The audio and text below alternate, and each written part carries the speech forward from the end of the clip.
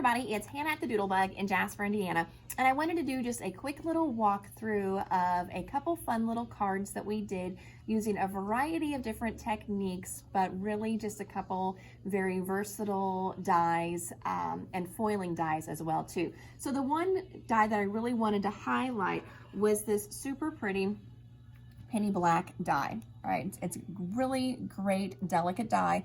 And you're gonna notice here on the edge, it does not have a cut line. So that means you can do all kinds of amazing things with this die because it's kind of a never ending die.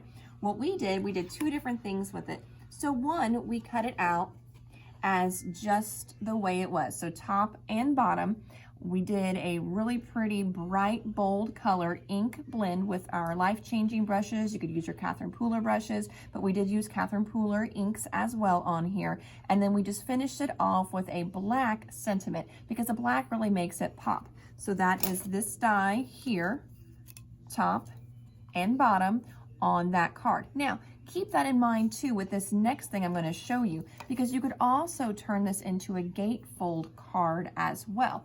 And what I mean by that, so that's one card that we did with it. The next one we did is we did this really cool opening on this card here. And that's what I kind of want to show you how we did that. But again, keep that first card in mind to where you could have it as a gatefold with this just being on one side and then on the other as well. So you could also make a really pretty gatefold with this same die. So now that's 1, 2, 3 different ways to use that one die. All right, so what we did with this is I have my already made card. Okay, my card is ready to go. You can have it scored already, whatever you want to do.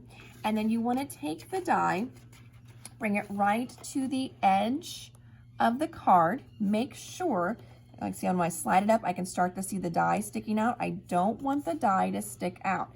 Then you're also going to want to have handy your purple tape by Thermoweb. That way it will hold the die in place, but whenever you remove it, it's not going to tear your paper.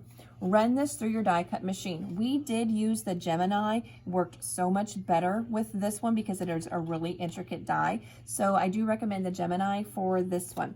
So we ran it through and then we ended up with this. And I just think it is beautiful. There is so much that you could do with this card.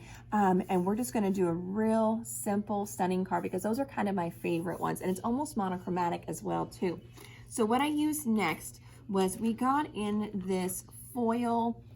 It's called Foiled Impressions, but it's a die combo. This is our traditional die that we're used to. It's going to cut things out. But whenever you see a die that's much thicker and kind of raised and bumpy, that's not a cutting die. That's a die that you're going to use with one of your foiling, your hot foiling machines. I know a lot of people will return these or they'll get confused because this part does not actually cut out. So what I did then is I brought that to my Go Press and Foil. So with the Go Press and Foil, I'm not going to go through the whole tutorial with this because I do have another video that you can find if you just search for our Go Press and Foil technique demo on our YouTube channel. It's also on the website. I will walk you step by step how to use this. But basically you're going to turn the machine on. Oh, it's not even plugged in, but it's going to blink and then it's going to go to green. Once it's green, you're going to put this part of the die in.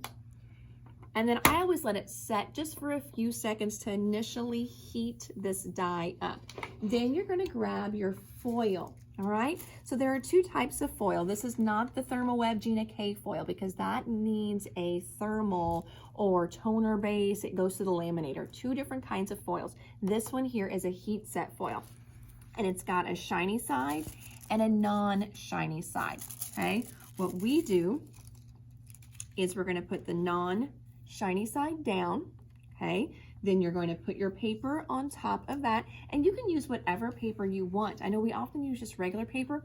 You can actually use glitter paper as well too. So you can put your glitter paper on, you take this out, and then you run this through your Big Shot machine, your Spellbinder machine, anything like that. And I do put a little shim on there as well. Then whenever it's done, run it through. Okay, this is going to come out together, and whenever you peel it off, that's when the magic happens. So let me show you what I ended up with whenever I did that.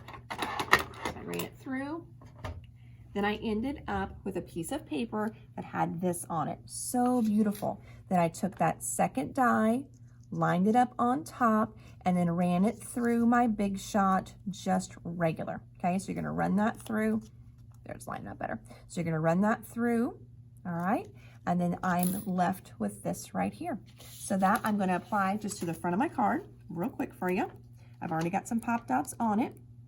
And then because I did that in silver, I wanted to add a sentiment to the front of my card as well. And I wanted to play off of that silver. So I've got this really pretty Best Wishes sentiment that is a Tailored Expressions die. Very delicate.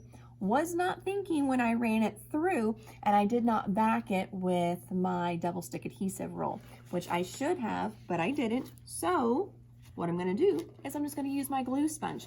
If you haven't used a glue sponge before, they are easy peasy. It's one of those things I think everyone needs to have in their craft stash for small things and moments like this, whenever it's like, well, I should have done it that way, but I forgot. So whenever you get it out, if you haven't used it in a while, you want to kind of prime it, meaning you want to kind of poke your finger up and down on it just to bring the glue up to the surface of the sponge. I did that already, so I don't have to do it again. And then we're just going to kind of lay it on here, and I'm going to tap it down. Now, people will often tell me, oh, my fingers got all gluey. Yes, your fingers will get gluey if you put your fingers on top of this, which I am not doing. So I'm just pushing down into the sponge here, kind of moving my tweezers around so I don't get glue everywhere. And then on the back, it's hard to see, but there is glue on the back here now. And then I'm just going to take that now to the front of my card. And voila, so that is stuck. So there is my card. I will go through and I will trim just a little bit so it's not hanging off here and there, so it still fits in my envelope.